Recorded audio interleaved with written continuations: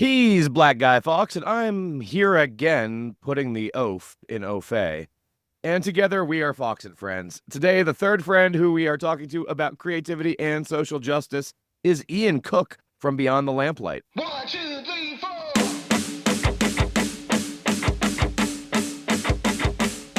From coast to coast, from sea to shining sea, what he got is fucking wrong. His land's not made for you and me.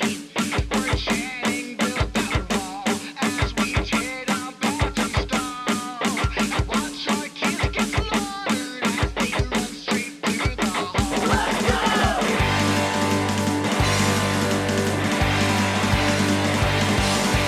Ian, welcome home. Thank you. It feels good to be home. It feels good to be in bed. I will say that. But I'm ready to be out on the road again. But that said, we had a good interview today with Ian Cook from Beyond the Lamplight. Beyond the Lamplight is one of your favorite bands, right? What do you love about them so much?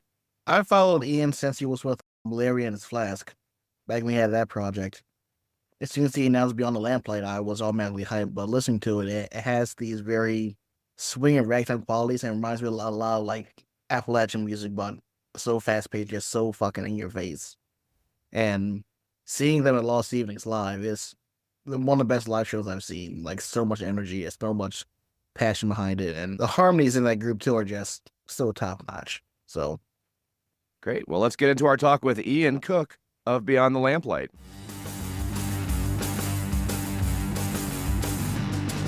Ian Cook, welcome to Fawkes and Friends. How you doing today, my friend?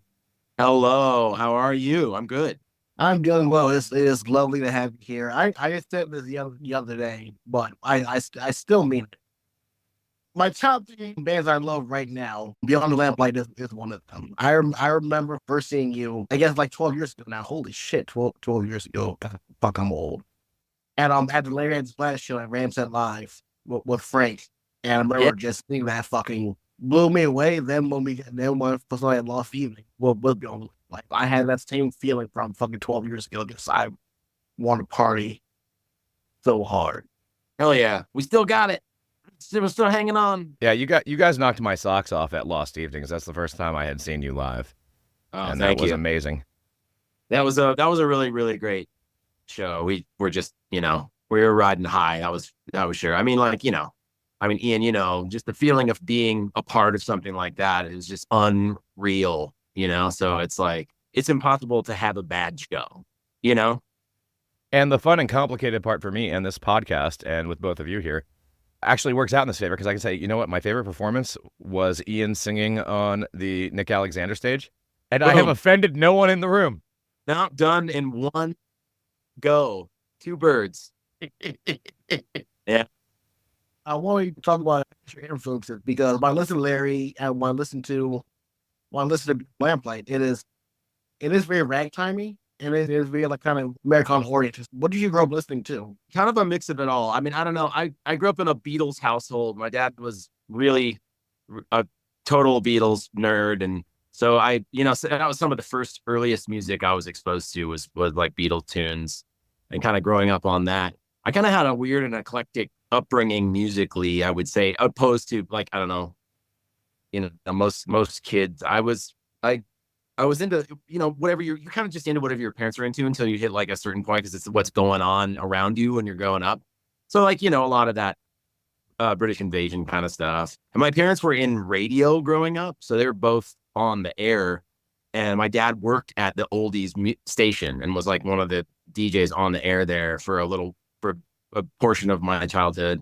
That was pretty formative in those times. So like a lot of that stuff. And then once I got a little older, I actually got really into like blues and stuff. And that's where like my guitar journey started. I was like 9 when I started playing guitar, and I was like, I wanted to be like the next like blues fetus, like, like the little kid with the guitar on, kind of thing, that whole thing that was going on in the 90s of like really young blues kids. I was really inspired by that when I was younger. And so like I kind of did that, and then punk rock came like weird, like blindsided me once I hit like early teens, and then everything kind of switched. But like it was a lot of, like I was a Stevie Ray Vaughan disciple kind of guitarist, And then once punk happened, it was like I had this weird foundation of like early pop with the Beatles and things like that, and like some 70s and classic rock stuff, but then this blues influence, and then the punk rock kind of like compounded on top of that. So it was like this strange mix of things that kind of all. And then once, I don't know, as far as like all the ragtimey stuff and the jazz influence that kind of started to come into everything, I feel like that didn't start happening until like the collective of Larry and his Blast kind of, we all like collectively got interested in like lots of, from all the way from like early roots to kind of folk and blues, like, and then through into like kind of like swing and ragtime and that kind of stuff too. Because we were just interested in the history. As like the deeper you get into music, the farther you go back in history, kind of. And so I guess we just kind of traced those roots, and those things just started seeping into the things that I was writing, just from just kind of, you know, being exposed to it for the first time and being really excited by it. And I really got into Django Reinhardt. So like that was like a big influence especially during the formative years of the Flask kind of doing the acoustic thing. Cause we started as like a straight punk rock band that was like just a 4-piece punk band. We had like 4 or 5 albums that were just strict punk, and Jamin, who was the drummer, was the lead singer of that lineup, and we had a different drummer, and I was just the guitarist. And then we kind of broke the whole band back down, and then when we kind of started doing the acoustic thing, when like all of those influences were starting to come in, and we're all getting into this kind of like the gypsy jazz thing, and trying to incorporate horns wherever we could, and just like kind of doing, I don't know, throwing it all at the wall and seeing what stuck, I guess. All of that makes so much sense to me, because like when I saw you guys play live for the first time, and I was there, and I was like, I know why I like this. To me, it feels like a bit of Wynonie Harris, a bit of Eddie Cochran, like that early rock and proto rock and all of that stuff. And that's like, if I'm not listening to this kind of stuff, that's the kind of stuff I'm listening to anyway. And I'm like, these guys fucking rip.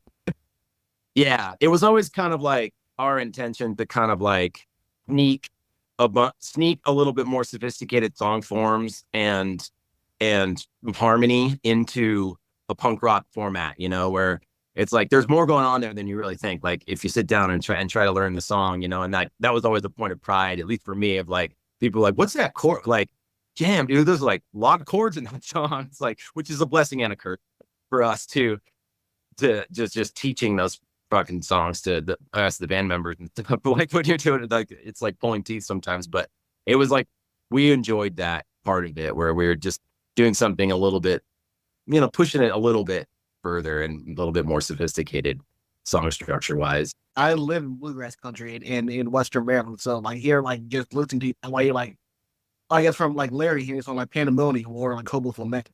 Like I love those harmony, just so fucking much. Then I guess when I listen to Beyond the Lamplight, where the song named after you guys on your latest record, like it had that like interpolation of Viva Las Vegas, all that stuff. I truly just loved.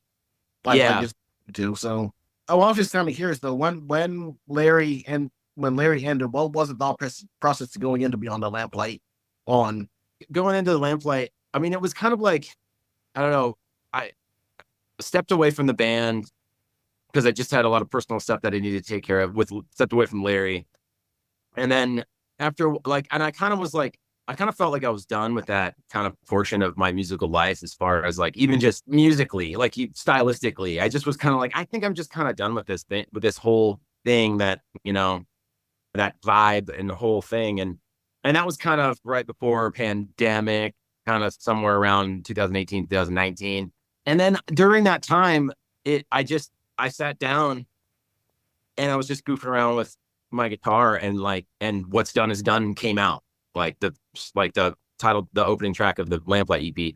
It just came out, you know, and I was like, I don't know where that came from, but I just wrote a song that is like straight up that thing. And I thought I was totally done with that. So it was like, it kind of surprised me that there was still like a big well of that inside of like, I still really enjoy doing this. And it's like, I didn't realize how much of a musical stamp that it made on me, and that like I had created kind of this vibe and this style of like song structure and the whole bit, you know, where it was like, well, that's there. And might as well do something with it, And so I just kind of started goofing with ideas, and I started writing some more songs. I think Drinking On Down came next, and then I just got a hold of Andrew Carew, the Larry Flask's banjo player. Tim and I have always been really close, and I just asked him if he'd be down to like do something. And so we talked to some of our other friends and just started jamming on the songs, and it just kind of happened pretty naturally. I just kind of wanted to have a fun band. I think I just realized how much I missed kind of the vibe of doing, especially making the connection in a live scenario with that kind of powerful sound and doing that, because in pandemic, I also made a solo record under the name Ian Cook and The Brightest Light. And it was kind of like a total sidestep of like what I had done before, like a kind of a mellow indie folk album kind of thing that was like really cool and a cool artistic thing to get out, like, because I had all these songs that I had been writing, but there was something visceral that I missed so much about that kind of just like relentless kind of thing that Larry had, and to kind of continue that on, and that spirit turned out to be more important to me than I thought it was, And I was like, all right, I got to, we got to do this, it's just too much fun. When starting with Beyond the Lamplight, then, because you had done a pretty big band before, was it easier or harder knowing some lessons that you learned about music in the music industry? Did it feel like starting from scratch, or were you able to put things into place that you had learned along the way that made things a little easier in terms of just how you felt going into it? Yeah, I think it was kind of both. I mean, it was hard. I think it was harder than I expected to make a transition like that. And it was kind of like starting over. But I was also able to use kind of what I had learned at the same time to kind of help. And I have a lot of connections from the days, and with a lot of friends along the way that really had helped us out in lots of different ways. Like having Frank Turner sing on Shelter was like a giant thing. And it was like one of those things. He was a connection. He was a friend that we had made because we had gone on tour with him, and like just things like that were like giant helps for the band, But it's definitely a learning experience, the whole starting over thing, because it definitely was like there were a lot of, situations where it was like, I'm sorry, I'd love to help you out, but it's essentially like starting over with you guys. And like, I like how I'd love to we'd love to take you guys on, but right now we can't build we don't have the resources to build a band, even though you have all this history. So it's like, it was difficult here and there. And it continues to be in ways. But we're just here to party, and we just want to keep on going, and we're going to keep on moving forward. And it makes it easy for us because our drummer owns the studio and is the engineer at the studio that we record all our records at. So that's one thing that we can do really easily, is we can just record and put out record as much as we want without having any monetary hindrance, which is a huge bonus. So that makes it a little bit easier. But but kind of both. I remember I think you put online before that you were working on a new record for Lamplight, but then you scrapped it and you ended up writing something different. How do you say that vibes are different from the first draft of it to where you're putting it on now? Very different. I was kind of going through this floating period of like, within the last like year and a half, like my life made this huge transition. And so it was like, I was going through this kind of transitionary period where I didn't know what was going on. And through all that, like a lot of new and different kind of music was coming out. And I was kind of questioning kind of just the whole direction of the band. There's always been like a compartment that I've put kind of that vibe and like the Larry style kind of, or Lamplight style, in a box, and kind of just like, I get in that mindset, and then I write songs kind of through that prism, and like, but I was like, I don't want to do that anymore. I just want like anything that comes out should just be the thing. And we should just be stoked about like anything. Cause I write lots of different styles of music. And so I wrote like 12 songs of like totally different. It was like an indie rock record or something. You're like way with like electronic elements, and like, it was like way, way, way out, And so, and then I just kind of woke up one day, like, and it was just like, this just doesn't feel right. I just don't think that this, like, we're headed in this kind of direction, and we built this thing so far with Lamplight that I don't want to just like throw all that away. And like, we've made it this far. Like, we've already had to like start over. It'd be like scrapping all that and starting all over again, So it was like, that doesn't make any sense, And so I got really motivated And then I just like pumped out like 10 new songs in like 2 weeks or something, was because I was just so stoked with like redirecting and being like, okay, now I know kind of I'm back in the wheelhouse and I know where we're headed kind of thing. And that's definitely more in the vibe of, I would say, even probably closer to like a more original, like Larry kind of sound than even the last Lamplight record. I would say it's like even more folk elements and kind of a more fast shit kicker kind of vibe throughout all the new songs. And then with the occasional jazzy number kind of thing thrown in, rather than like even as much of kind of like the alt and punk influences that we were kind of throwing into the last Beyond the Lamplight record. There's less of that. There's even more kind of like classic folk forward kind of stuff. So writing songs, it's something I'm always curious about. When you're starting to write a song, is it typically like music first? Is it words first? Where does a song start with you typically? It's usually simultaneously. Like definitely rarely, if not almost never, lyrics first. I usually don't write the lyrics until I have some sort of melody. I'll sit down with a guitar and like find a progression that I like, and I'll just start like kind of like humming a melody along to it and kind of getting a cadence of how something cool would sit over the top. And then I just start writing them. And it usually happens like in a linear way where I'll just go from start to finish all the way through the song and until the end. And if I kind of don't finish it in the one time that I'm sitting there, then it's really hard for me to come back to it and get in the mindset again. So I rarely will like split it up and then come back. It's like one song in one shot. I'll sit down for like 2 hours or something and just kind of like hammer a song out, and it'll just be what it is. And then I'll hone it in over time. Like if there's little changes lyrically that I feel like different words work better or different cadences work better. Sometimes I'll change a melody here and there, but like a vocal melody or a chord change or something. But like, yeah, it's mostly like all at once. Pretty wild. And it doesn't make a lot of sense, but it just all comes out. No, I feel like I'm kind of the same way. Everything kind of hits me at the same time, so I have to have like some sort of like interpretation first before I start coming out lyrics. I mean, there was some like sometimes when lyrics came for a boarded melody, but I mean that's very rare. Yeah, it's usually pretty rare. Or like I'll be like, I don't know about you, but like I'll be like on a trip or something and I don't have a guitar and I'll feel creative, so I'll like write lyrics down and then later I'll do it. Like it's only ever happened that way a handful of times. I would say like the most that ever happened was I wrote a ton of lyrics for By the Lamplight, the Larry and His Flask album, the second album. I wrote a ton of those ahead of time, and we were such a crunch time to write for that record before we had to get into the studio that like I was just forced to use some shit that I wrote and then like slap music to it to make it work, because we were like going into the studio and it was like kind of a legit studio situation. So we were like, fuck, gotta do this. So there's a pretty fair amount of those songs were actually written ahead of time, lyrics first, more like poetry, which is a whole different vibe. Your latest record you put out on Flail Records, which they're blowing up right now. Just seeing what like Bridge City, you all, and the whole Bridge City lineup has their own different things, like Lightning Loop, King String, and Yes Ma'am, and then of course Days and Days. How did you get involved with Flail, and how's your time been with Flail? We have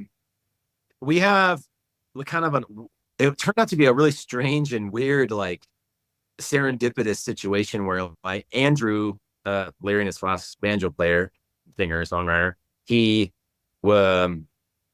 when he got together with his current partner years ago, her best friend, like they were like college roommates and they were like really best friend, is the owner of Flail. So like it was this random kind of connection. And I think that we had kind of met him before, but we didn't really know him that well. But through their relationship, like we all got really, really close. And he was just, like, whatever you guys want to do, like, I'll put it out, like I love you guys and I love Larry and like, I think that I'm totally down to just like have you guys on the label and like whatever you guys want to do. I'm stoked, And so it's just been this really great experience with somebody who's like fully behind whatever we want to do, essentially, who's down to put out the records, which is great. And the community is awesome. And it's just been like growing exponentially. Like you said, like with Bridge City Centers, just, obviously they've exploded and they're getting they're doing tons of stuff now. And he's the bassist in Bridge City Sinners as well. His name's Scott Machad. Shout out. Awesome guy. But it's been great though. I mean, it's like, and it's a super tight knit kind of family vibe of all these bands that kind of like tour together and do a bunch of stuff together. I would say if anything, like we're an outlier on the label because we're not expressly folk or folk punk necessarily, you know, like we're a very electric band with a lot of different kind of influences coming in. So I think we kind of stand out on the label, which sometimes I'm worried about, like, dude, are you sure? Like, you still want to put this out? He's like, fine, hey, man, I don't care. You know, like whatever, we'll put it out. So it's been really awesome to have somebody that's just been so supportive and down. You guys are definitely, I feel like the heaviest band on Flail, but again, so everybody has that blues influence and like that ragtime influence. So everything is kind of meshed all together. Just another extension of that, though. Yeah, definitely. Yeah, it all kind of falls in the same. So Ian, I mean, you're a little bit different than the rest of your label. Does that mean, are we going to get a ska record out of Black Guy Fawkes? The day I make a ska record is the day Matt Flood joins. I mean, maybe I'll make a ska record. I don't fucking know. We'll see. There was a lot of people that maybe didn't understand the influences that we were pulling in with Larry, but we get labeled as a ska band all the time.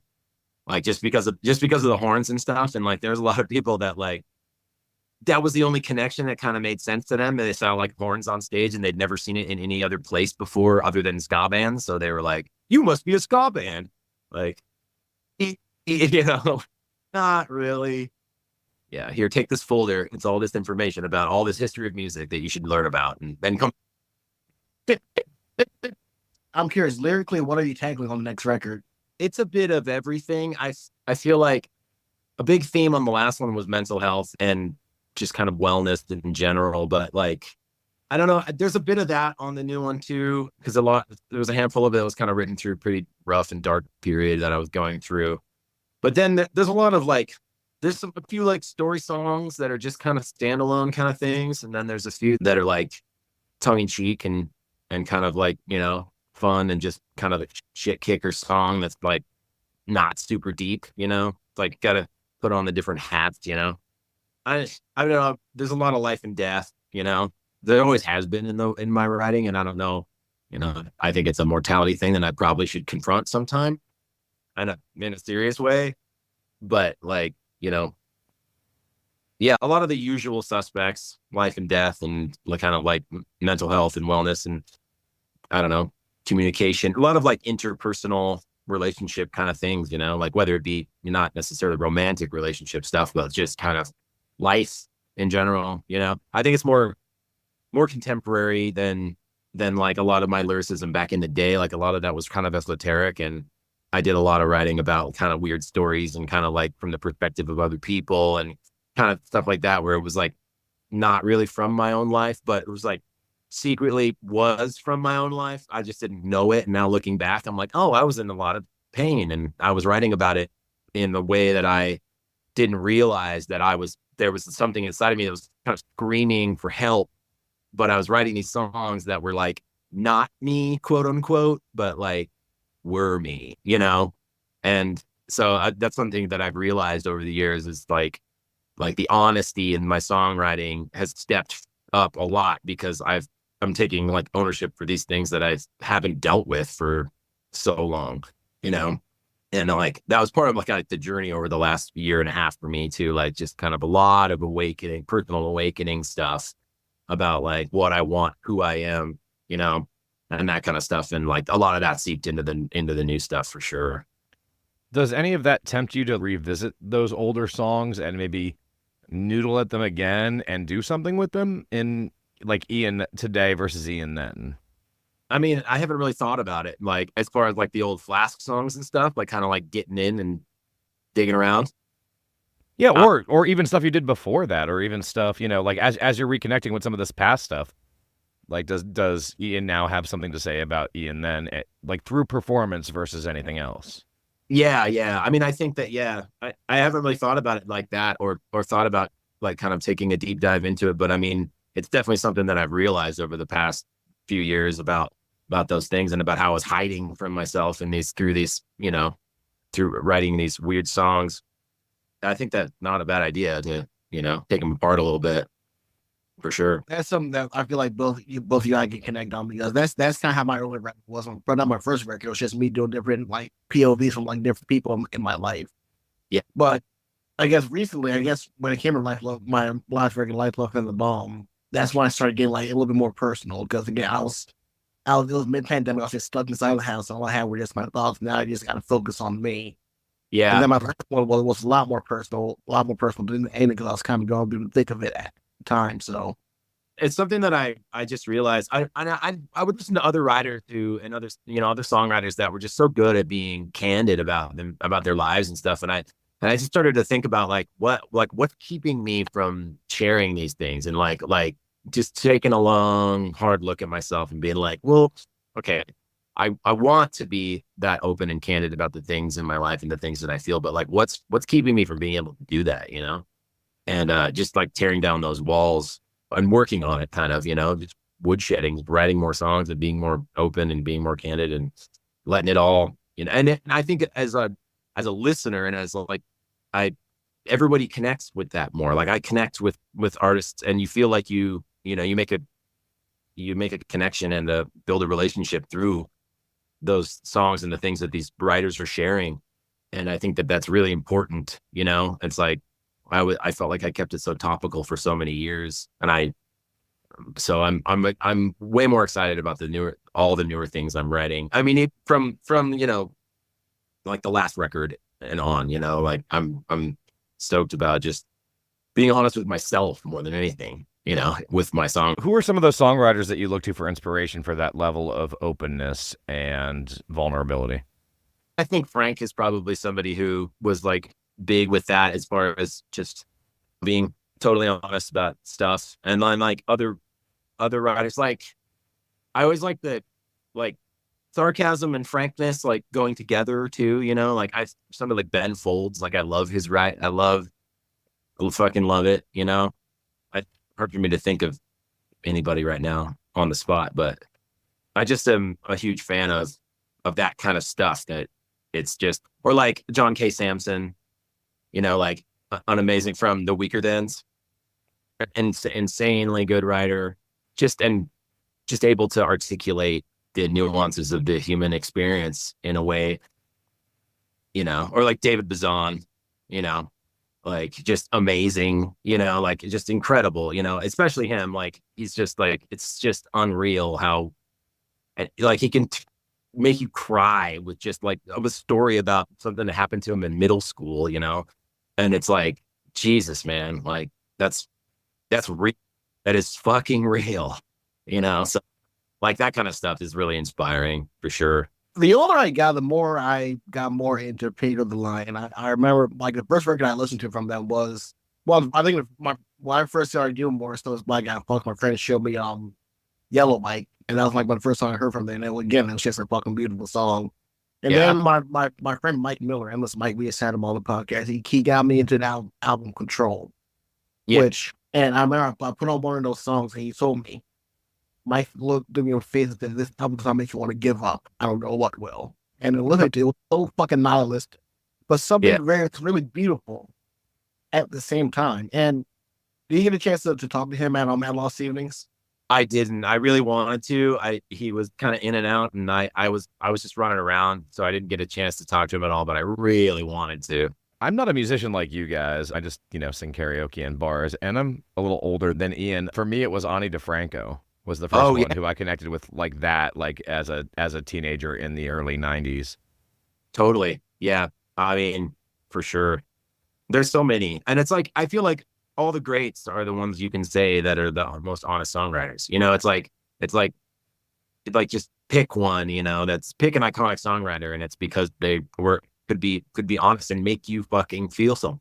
And that's what songwriting is about. And I feel like one band, I guess it may show my age, but one band that really I feel like when I got older, I understood them a lot more was Fall Out Boy. Like when I listen to like the lyricism of their album Infinity on High, I listen to like these themes of mental health, of depression, of like dealing with fame. Like this, Yeah. resonates just so fucking well. They get a bad record because they're like a pop punk, but listen to that record, it hits.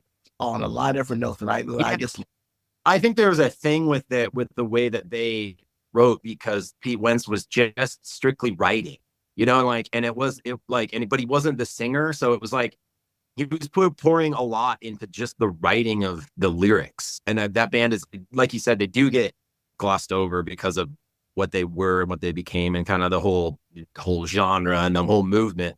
But like, yeah, I mean, like, I think that there was more of a connection and more care taken than any of the other bands in that kind of era and genre to write really something really good, because he was just writing lyrics. now I'm curious, what record would you say like do you hold close to your heart? Oof, that's a tough one, man. There's so many. I think one that comes to mind that made a huge impression on me was, I don't know if you're familiar with Owen, the artist. It's like kind of the solo project of Mike Kinsella from American Football. If you ever listen to those guys, it's his solo thing. He just goes by the moniker Owen, just the name. And the album is called At Home with Owen. And it's just an incredible, like, beautiful, honest record that hugely moved me.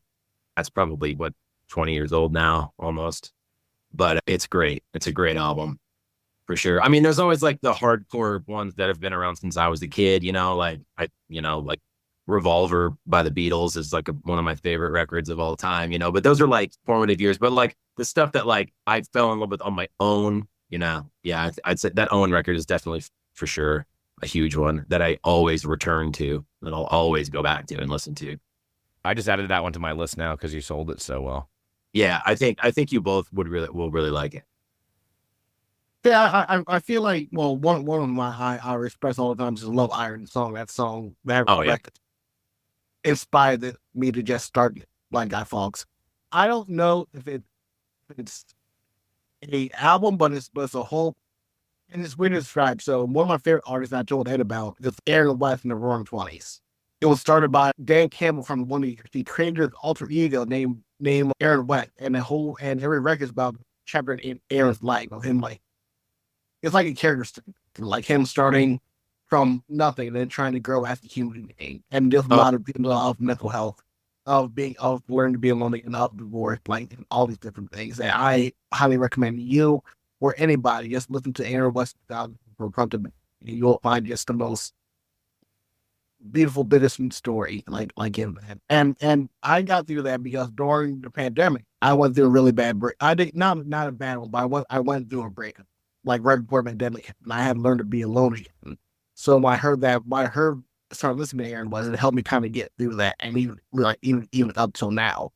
It's weird how music comes at different hits you at different parts of your life when you needed them. Yeah, absolutely. And sometimes it's weird because it'll even be something that like you had previously passed on, and then this newer season of your life, it'll come back around and it'll be like, then it'll be the right time. It's like music, like it just has to be like, it's like a perfect storm of what's going on in your life, and like everything has to just kind of fall into place for you to fall in love with a record. And there's no explaining it, but sometimes it'll just be like something that you didn't ever care for before, and then all of a sudden it just clicks, and you're like, I get this now. This is amazing. Yeah, it's wild. As far as Yeah. your Beatles choices is concerned, for me, like I've always had like a different era of Beatles records, like each part of my life. So they're my favorite. When I was younger, I was really big into Sgt. Pepper's because I love I love the idea of concept record of like becoming somebody just telling the story. Then my first record, I got really big into Rubber Soul. I like that really rootsy, just folky sound, and that was new stuff I'm writing. I don't know what it is, but I love Magical Mystery Tour because it's just so chaotic in the best ways. Yeah, that was kind of a late one for me too. Like where I was like, I came back around to Magical Mystery, and I was like, shit, man, it's like a record I passed up all those years. So fucking good.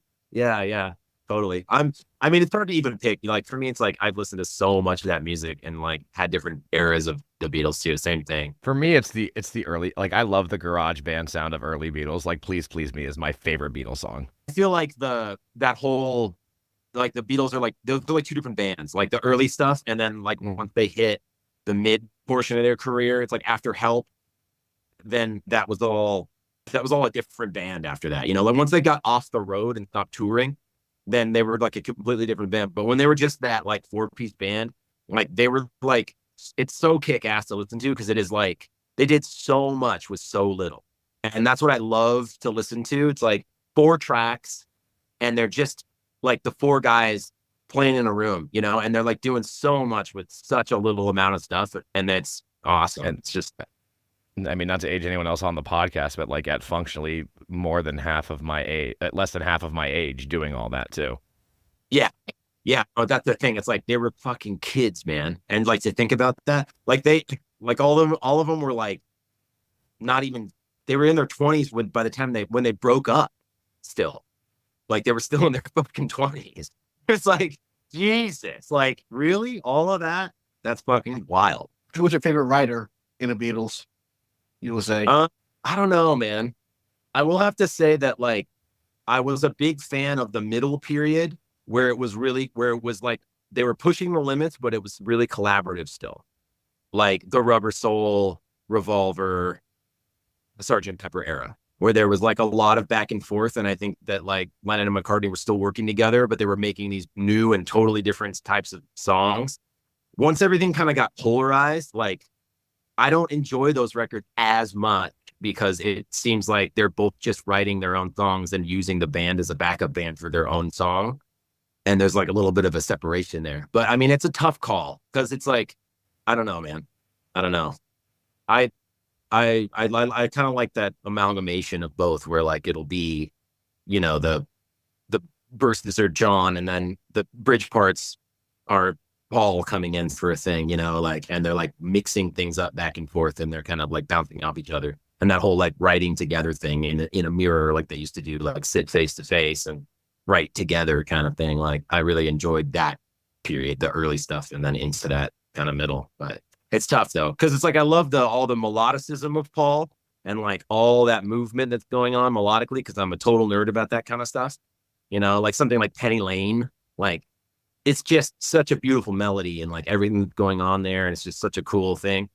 But like the avant-gardeness of John's writing when it got and like kind of like a little bit of like naivete is like musically, where like he would like some of the changes like musically don't make sense, but it's like it's really cool and it's never been done before, and like there's no rules for him when he was writing and some of the stuff. So yeah, I don't know. I've always been like I always loved George. I think his writing was very underrated in my opinion. That's what I'm saying. Like the George shit is like it's amazing. And then like once he was like freed from his cage, like All Things Must Pass is like one of the best records of all fucking time. You know, like it's so good, and there's so much that there was so much there that had been kind of he didn't feel like he could share in that band. Yeah, so it is tough. When it comes to Paul, like I remember watching like I put this on myself. I watched the whole Get Back documentary on Disney Plus, which because I feel like I'll be in it too. And to see Paul just on the spot, just to write the actual song Get Back, was just so weird to just see. It is insane. It is insane. It was just like seeing it all come together. And I think, you know, it was apparent seeing that documentary, like, and everybody said it. It's like, he was just trying to hold the thing together, and you can't hold it. You can't hold it against the guy. He was just, for the first time, he was like put in the seat of like trying to lead the band, and he was just doing the best he could. And, you know, whether he came across as an asshole or not, he was just trying to keep everything together so they could make this fucking record that they were supposed to put out, you know, that was already behind schedule, and, you know, like this whole thing. So yeah. What shocked me wasn't like the drama, wasn't like the recording, was how much all of them smoked all together. I don't know how they did it. Little chimneys. Going back to something that you started the podcast off with, Ian. So your dad worked in oldies radio. And I mean, if oldies radio were honest today, maybe this will make you and I sadder than Ian since he's so much younger than us. But like, if it was oldies radio today, it would be like Counting Crows and Pearl Jam and Nirvana. Oh yeah. Which is so weird for me to think, you know? They like play Nirvana and like Stone Temple Pilots and shit on oldies radio. It's like, wow, that is insane. Yeah, that makes no sense to me. It's I mean, the bar shouldn't like move. I feel like it's like, oh, like that era is that era. It's like make a new format for that stuff. For the stuff But that we like- were kids that would make us feel less old. The oldies. It's like, like what after that though? It's like, are you just gonna forget about all that music history that's like foundational to everything else that is now being made? It's like the music that the explosion of what happened in the 50s and 60s. It's like it's history, it's like serious shit that like should not be like marginalized and like thrown out strictly because like time keeps marching forward and we must change the format or whatever, it's like, I don't know. Yeah, Ian sadly knows that I keep it alive in my car listening to the 1920s through 1950s almost exclusively. He suffered through that. Well, to be fair, he also suffered to me saying Cats the musical to you, so. He sang the entire musical of Cats to me on What? a road trip. I commend you, sir. That's quite a feat. Not all heroes wear capes. That's right. I booked for a venue here in Frostburg, Maryland. And I remember I had like these 16-year-old kids come play. And they brought the friends. It felt weird because I felt like I was like supervising a fucking prom. They played on Blink-182. I think they played Damn It or What's My Age Again. So, Oh, oh my wow. God, that's cool. And they went, yeah, we love the oldies. I went, don't do this to me. Don't do this to me. Damn, that's cold. A friend of mine who works in a high school, and this was even 10 years ago. He wasn't a teacher. He was something, I forget what he was, something administrative, but with computers. And he was talking to some of the kids, and they were talking about music. And they were talking about the song Smooth Criminal, and they said, oh yeah, I'm aware of the Michael Jackson version. And he's like, the Michael Jackson version? And that was the moment that he felt so old because Yeah, that's something. I mean, hey, it's part of growing up, and I like our parents experienced the same thing with our generation, and it's part of time and history and how things move on. But it's definitely weird to get used to, and I think that it's also like as generations move forward, more and more we have more and more recorded history. So like there's like these markers along time and space that like tell us what era something happened, and it's definitive. And so it's easier to date things because there's so much more history of things that have been recorded. So it's just gets even more painful and apparent because there's so much information that tells us that we're old now. There's nothing more trippy though than for me than listening to like early 2000s hip hop song, then hear that sampled into now like a 2020 hip hop song, and kids don't know where the fuck it's coming from. I'm like, it hurts me. Yeah, man. Just the way of the world, I guess. I try not to listen to anybody else and just keep making. I'll make something new, so at least somebody else can rehash all the other stuff. But I'll try to do something. Is your Lamplight TikTok? Did you guys make a TikTok? I think it exists, but it's not active. I think I did start one, but I did not continue to keep up on it. I was all excited about it, but then it died out pretty quickly. I had to delete the whole app from my phone just because I got so addicted to those short dopamine hits that I would start scrolling, and then I would look and it would be 4 hours later and I accomplished nothing. I never got into the scrolling. I didn't allow myself to get into like scrolling it because I knew that would probably happen. So like, I think maybe that was part of me avoiding it. Like being on it as a creator, like would make me want the whole community, I guess, if you want to call it that. So I just was like, yeah, I'm not even going to go there. It'll eat my life. I'm trying to get into it because apparently that's the road for people to get into folk punk via TikTok. Because apparently that's big for them. Like, all right, I'll try to break into that, I guess. But yeah, I've come back to the idea too. I mean, it's like, it's the thing, it's a very immediate and very popular platform to be able to see good results on if you're diligent enough with it. It's just like having the time to live on TikTok is really difficult for me, at least. I mean, Ian, you can always model the new shorts on TikTok because I know TikTok's really good for that, right? Those are fucking awesome, by the way. I saw those. Those are incredible. for those who aren't aware, I have a pair of shorts out now. They say thick as fuck on the butt. So if you like a pair, blackguyfawkes.bandcamp.com. That's my plug. The only one I've done for it before. Go on there right after this. And I'm going to lose so many Instagram followers when I model those. no, man, that's the start of your TikTok channel right there. Right there. Uh-huh. We Santa King. That's Ed Kennard. That's right. This now the time where me and Ed have our favorite game at the end of the show. 1, 2, 3, 4. Guys, motherfucker. We'll be asking you some rapid fire questions. Okay. So my first one for you is, what is your Mount Rushmore of nine records? New Miserable Experience by Gin Blossoms, their debut record. Fucking, that was the first album I bought when I was a kid, and I played it until the cassette tape fucking broke, and then I went and bought another one. Yeah, and it's one of those. I was gonna add that to the. I come back to that record all the time and listen to it. Still, shit, man. I'd probably have to say that Owen record again, and then probably Break It Yourself by Andrew Bird, and fuck, I have to throw the Revolver in there. Beatles. I just have to. As somebody who was, toured all over, we love food questions. So what's your Mount Rushmore of like fast food on the road? Shit, man. Fast food? I mean, always a taqueria. I'm always about like the regional fast thing that's in the specific area. So like West Coast is obviously stopping at a taqueria somewhere. And then like depending like down when you're like in this like Texas or whatever, like some barbecue, or in the South, dude, depending where I'm at.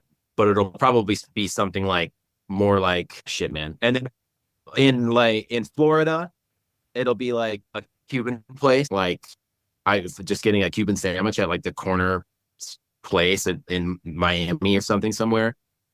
And then, yeah, like, I mean, I hate to be this cliche, but I'll probably eat some pizza in New York. I'm just going to throw in, like, if you guys are ever down in the Gulf side of Florida, a lot of divey bars will have really good gator tail bites.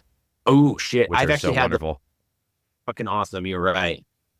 One of my favorite bars on the Gulf side of Florida for karaoke is called Gators, and that's one of their things is they sell gator bites, and they're Nice. so good.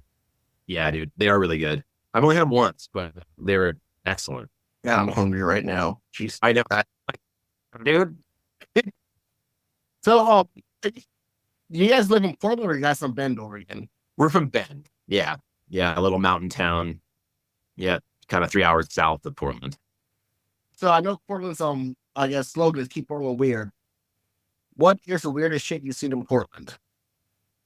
Weirdest shit I've seen in Portland? I don't know. I'm trying to think of something that's especially weird. Most of the stuff is stuff you see in like, any big city. Like, there's lots of homeless and lots of, people exposing themselves on the street and strange things like that. But that happens everywhere. I'm trying to think of like the weirdest thing. It's not really that weird. And you know what I heard is they stole that slogan from Austin. Originally, that was Austin's slogan, but they co-opted it and made it Portland's slogan. But a little piece of trivia. I did not know that. Yeah. If you could write a slogan for Bend, Oregon, what would it be? Keep Bend what? Oh, I don't, man. It's a rough one to defend because it's just like, this place is like, it's a pretty expensive place to live. It's definitely I kind of got trapped here through just kind of like growing up here, and when my life ended up kind of developing here, but it is definitely like the vacation destination. A lot of, upper middle to extremely rich people here. So it's like, it's hard to like create a slogan that wouldn't be like extremely negative against the place. But I don't know. It's hard. It'd be hard to keep Bend livable because fucking so expensive to live here. What is your dream lineup for Beyond the Lamplight tour? Who do you want to see? Who do you want to see on that tour with you? Holy shit, man! That's a tough one. I mean, my first inclination just goes to like touring with buddies. Like it's not even necessarily like a band that I want to tour with. Like the people that I'd rather tour with are all my friends. Like doing another tour with Frank would be awesome, just because they're such good old friends. I'd love to go out with Murder by Death again. They're some other good friends of ours that we toured with back in the day. We haven't had a chance to really hang out with Amigo the Devil that much. We know Danny when Larry got all of our shit stolen back in whenever that was, 2013-ish or something like that in South Carolina or North Carolina, one of the Carolinas. And we made our way. We were out on tour with Foxy Shazam, and they're another band that I would also love to go back out with too. So good. So Yeah. good. Yeah. And we ended up making our way down to Florida with them. We were kind of limping away, and Danny was living down there. This is from Amigo the Devil. And he was kind of had just started kind of doing Amigo the Devil then, and was kind of like just playing. And he lent us all, like they lent us all their gear so we could continue the tour. And then he's like, just take it all and then just send it back to me when you're done. Like, and he was like, and he let us like sleep on his floor and stay there and kind of like get our shit back together a little bit and stay with him for a little while we kind of got back on our feet. And he lent us all this gear so we could continue the tour. And then, so like, it'd be awesome to reconnect with him and do something together. Cause that'd be really great. He's just an amazing guy. So to stress this, Ian and I do not like believe in guilt and pleasure, but I mean, we all know what the concept of guilty pleasures is. Do you have any musical guilty pleasures in that sense? You don't actually have to feel guilt about them. Yeah. I mean, I think that like you said, I feel the same way. I don't think that like there is such thing as a guilty pleasure. Cause then like, I don't know, that's just like just shaming you for no reason. But yeah, I would say that maybe something that people would not expect me to listen to, I suppose, but would be maybe surprises. I'm a really big fan of that, like the British electro pop singer, Imogen Heap. Like she did that hide and seek song that was like giant, but like I'm a huge fan of like all of her records, and like, and she's an amazing producer, and like she records, like writes and records everything herself. Like she has her own studio, and she's an incredible musician and singer and engineer and everything. So like, yeah, I like definitely. But yeah, I mean, if you listen to it, you'd be like, really? Electro pop. I listen to one Imogen Heap song, so I'll need to. Yeah, to check it out. Yeah, check it out. It's I mean, it's like not for everybody, and but there's some good stuff there for sure. And a lot of it comes from me, like the admiration of like the whole self-production aspect of it, like the fact that she like is behind the desk the entire time and she records all that stuff herself and does it all. So it's pretty impressive. Well, Ian, thank you for playing our game with us. What do you have coming up here now that it's June of 2024? We have a few things. We got a few local things coming up. Just a couple shows here in town. And then we're doing a small string of shows with the Mad Caddies. We're doing a couple dates with them, Portland and Eugene, the 9th and 10th of May. And then and possibly Bend on the 11th. We're still kind of waiting to hear back, so we might do all three of them with them. And then we're currently in the midst of kind of putting together and finalizing a UK tour. Oh. So we're going to be going over the pond and doing England and Scotland, Wales kind of thing. So super excited about that. It's going to be around just shy of 2 weeks probably over there.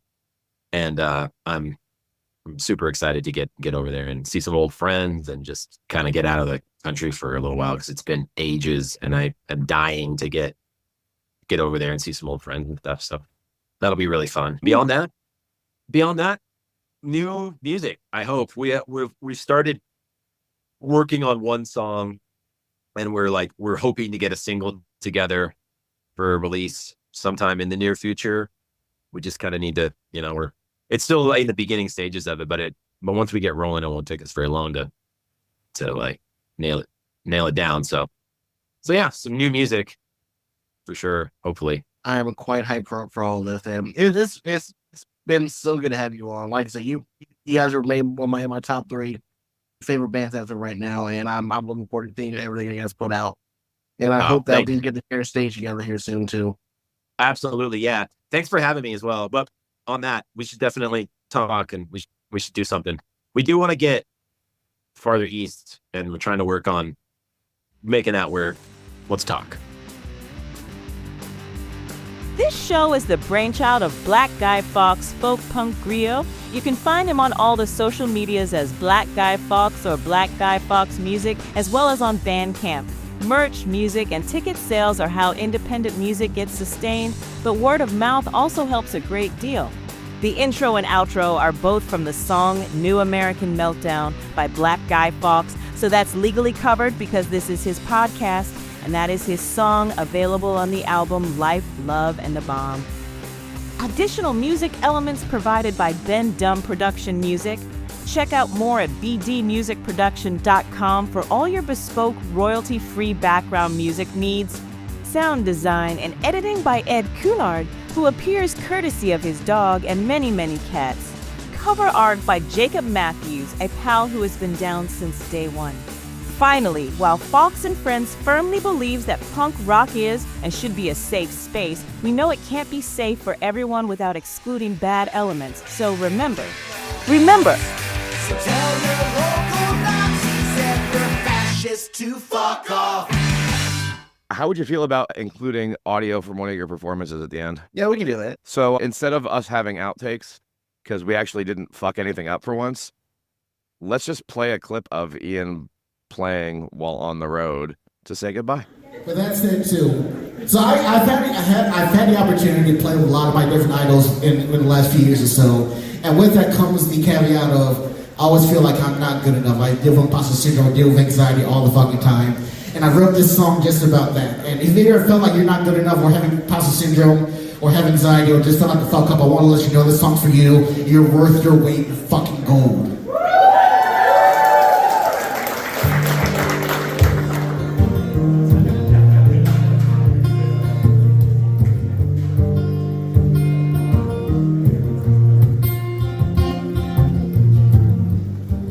May I have your attention, please, with pure suspension of disbelief. What will happen next? I can promise that you'll never get back. Put your trust in me. Look me in the eyes. You'll see nothing up my sleeve. And with just a nod and a wave of my hand, I'll lose everything you gave. Nothing more, nothing less. I am what you should expect. I'm a fallacy at its very best. Tell me how you couldn't be more proud, and I'll show you your judgment's cloud. You don't have to tell me twice that my downfall was worth that admission price. So pay your 2 cents to see the end of my rope as I hang out for hope. Nothing more, nothing less. I am what you should expect. I'm a fallacy at its very best. Tell me how you couldn't be more proud, and I'll show you your judgment's cloud. And for this cursing call, come watch as more is taken from a man who lost it all.